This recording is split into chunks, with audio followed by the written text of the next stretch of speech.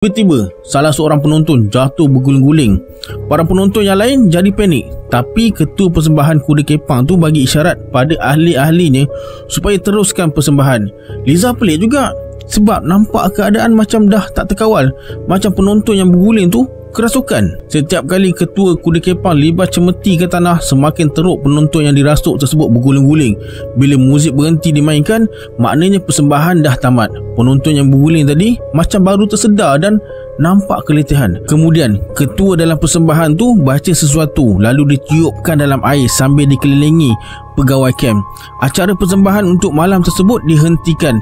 Kiranya persembahan tarian kuda kepang tu jadi persembahan terakhir lah. Untuk persembahan kumpulan seterusnya dibatalkan atas sebab-sebab yang kurang jelas.